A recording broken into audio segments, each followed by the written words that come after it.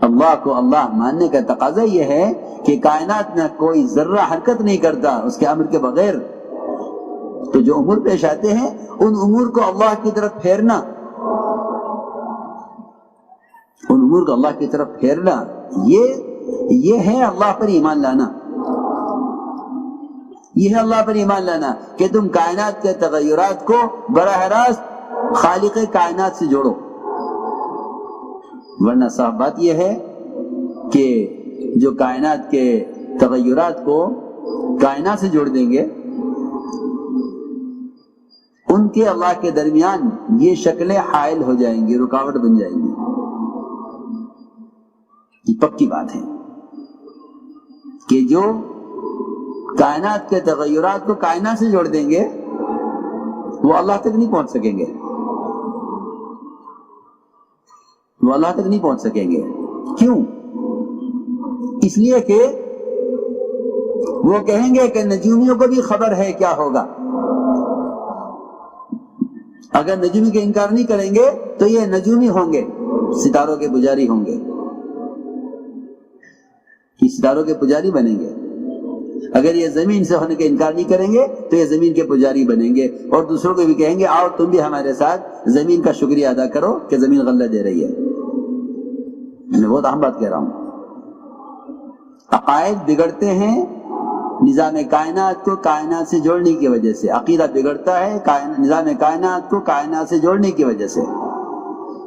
عقیدہ درست ہوتا ہے نظام کائنات کا اللہ کے مقابلے میں انکار کرنے سے. عقیدہ درست ہوتا ہے. عقیدے کی درستگی یہ ہے، اگر یہ نہیں سیکھو گے، یہ نہیں سکھلاؤ گے اور روزانہ بالالتزام بلا ناغہ اس کی دعوت نہیں دو گے تو یقین اور حالات، یقین کا بگاڑ اور حالات یہاں تک پہنچا دیں گے کہ تمہیں بھی بیٹھ کے سوچو گے کہ اگر ہم ان کے ساتھ زمین کی جے نہ کہیں تو کیا ہوگا. قانون تو یوں کہہ رہا ہے. پکی بات ہے. وہ تو اللہ کی طرف بلانے کی وجہ سے اللہ کے غیر کا تأثر دل سے نکلتا ہے. جب مومن اپنی زبان سے کہتا ہے کہ اللہ کرتے ہیں، جب مومن اپنی زبان سے کہتا ہے کہ اللہ کرتے ہیں، خدا کی قسم اس سے زیادہ باطل کے دل کے مرعوب ہونے کے لیے خدا کی قسم قرآن حدیث میں اس کے علاوہ اس سے بڑھ کر اور کوئی سبب ملے گا نہیں. میں جو کہہ رہا ہوں سمجھ کر کہہ رہا ہوں. جو مومن کہتا ہے کہ اللہ کریں گے، اس سے زیادہ باطل کے قلوب کو مرعوب کرنے والی اور کوئی چیز نہیں ہے.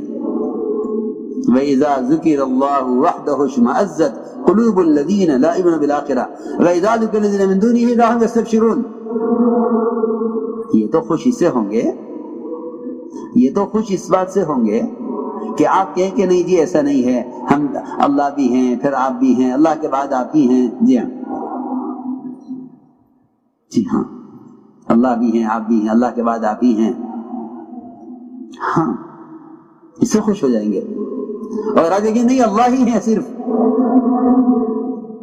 تو ان کے دل مرعوب ہوں گے، ان کے دل مرعوب ہوں گے اس سے، اور ان کے دل شکستہ ہو جائیں گے اس سے کہ مومن یہ کہے کہ اللہ سے ہوتا ہے. میں نے عرض کیا کہ سب سے بنیادی کام یہ تھا کہ نظام کائنات کے تغیرات کو کائنات سے مت جوڑو. اللہ تعالیٰ نظام کائنات کو بدلتے ہی اس لیے ہیں تاکہ دیکھیں کہ مسلمان اس بارے میں کیا کہتا ہے. حدیبیہ کی رات میں بارش ہوئی، حدیبیہ کی رات میں بارش ہوئی. اس بارش پر آپ نے فرمایا صحابہ سے کہ صبح کو تم میں سے بعض کافر ہوں گے بعض مومن. صحابہ گھبرا گئے، کیوں ہم کافر ہو جائیں گے اور کیوں ایمان کھو بیٹھیں گے؟ ایمان کی دولت کے حاصل ہونے کے بعد ہم ایمان سے پلٹ جائیں گے؟ اسے کیسے ہو جائے گا؟ میں کہ ہاں، جو یہ کہے گا کہ بارش اللہ کے حکم سے ہوئی ہے وہ اللہ پر ایمان لانے والا ہے اور ستاروں کا انکار کرنے والا ہے. جو یہ کہے گا نہیں بارش فلاں ستارے کی وجہ سے ہوئی ہے، وہ اللہ کے انکار کرنے والا، ستاروں پر ایمان رکھنے والا ہے. تو میں نے عرض کیا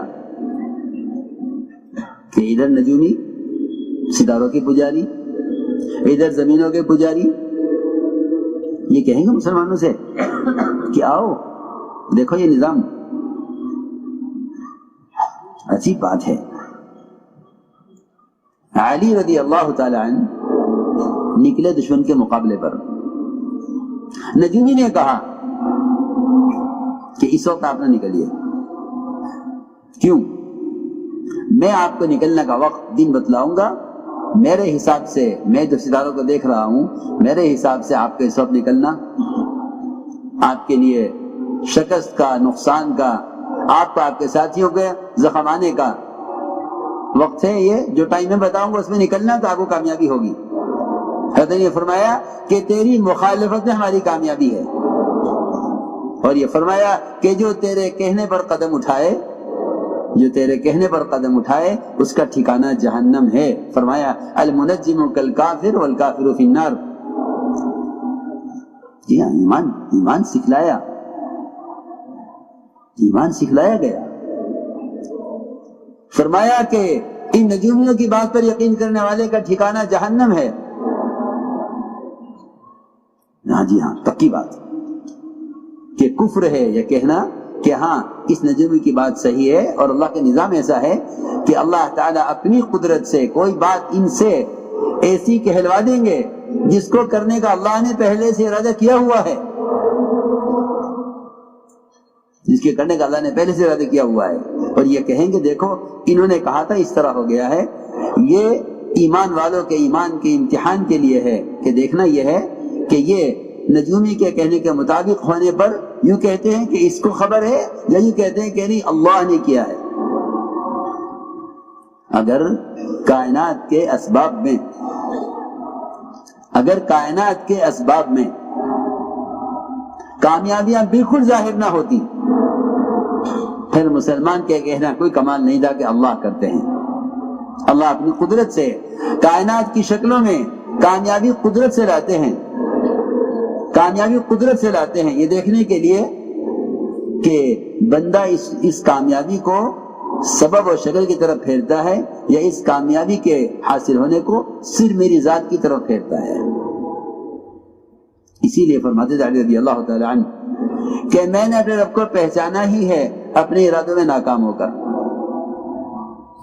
اپنے رب کو پہچانا میں نے اپنے ارادوں میں ناکام ہو کر. لوگ اپنے ارادوں میں ناکام ہو کر اسباب میں ناکامی کی وجوہات تلاش کرتے ہیں. یہ کام کیوں نہیں ہوا؟ حکومت چاہتی تو ہو جاتا، ڈاکٹر چاہتے تو مریض ٹھیک ہو جاتا، اگر وکیل چاہتا تو مقدمے میں کامیاب ہو جاتا، اگر مالدار چاہتے تو یہ کام ہو سکتا تھا. خدا کی قسم یہی ہے وہ ساری شرک کی قسمیں جو آدمی کو اللہ سے غیر کی طرف کھینچ کر لے جاتی ہے. صاف فرمایا قرآن میں، صاف فرمایا قرآن میں هو الذي خلقكم من نفس واحدة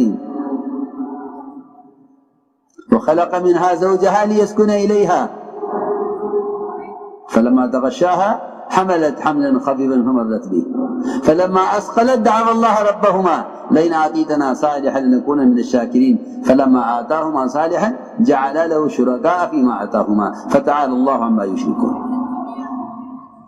ایک نظام قائم کیا انسان کی تخلیق اور پیدائش کا، اور فرمایا اللہ نے کہ ملتے ہیں میاں بیوی ہلکا سا حمل پھیر جاتا ہے، بیوی اس حمل کو لے کر گھر کے کام کاج میں پھرتی رہتی ہے، حمل بھاری ہو جاتا ہے تو دونوں کہتے ہیں کہ اے اللہ اگر عافیت سے بچہ پیدا ہو گیا ہم کہیں گے تو نے کیا ہے.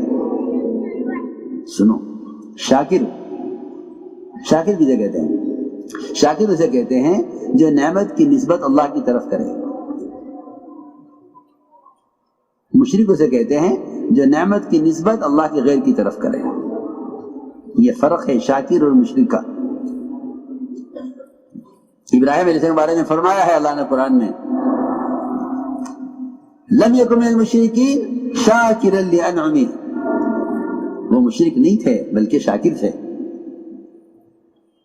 ہم ذرا غور کریں، جو میں کہہ رہا ہوں ان باتوں کو سوچنے کی ضرورت ہے.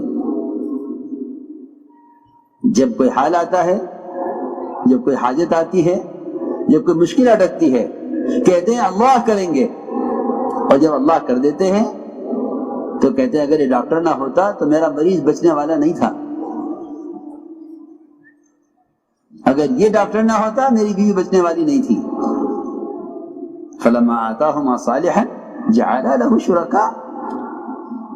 جب ہم اپنی قدرت سے اس تنگ راستے سے بچے کو نکالتے ہیں تو یہ ہمارے کیے ہوئے میں ہمارے غیر کو شریک کرتے ہیں. ہمارے کیے ہوئے ہمارے غیر کو شریک کرتے ہیں. میں عرض کر رہا تھا کہ اللہ تعالی نے نظام کائنات کو انسان کی ضرورت کے لیے نہیں، انسان کی ضرورت کے لیے نہیں، ضرورت تو وہ قدرت سے پوری کرتے ہیں، بلکہ نظام کائنات کو اس کے ایمان کے امتحان کے لیے بنایا ہے.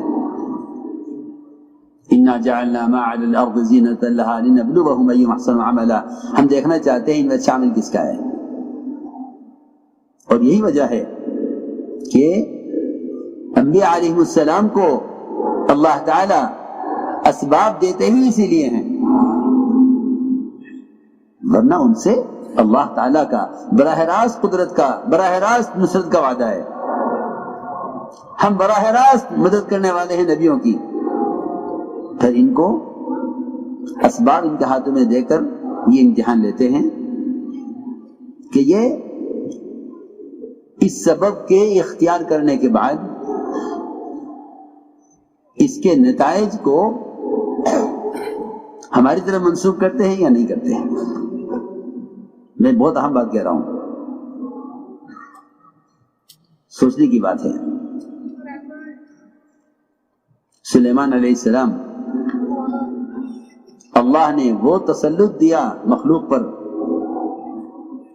وہ مخلوق جو انسان کے بس سے باہر ہے، ہوا ہے، پانی ہے، جنات ہیں، شیاطین ہیں، ان سب پر تسلط ہے.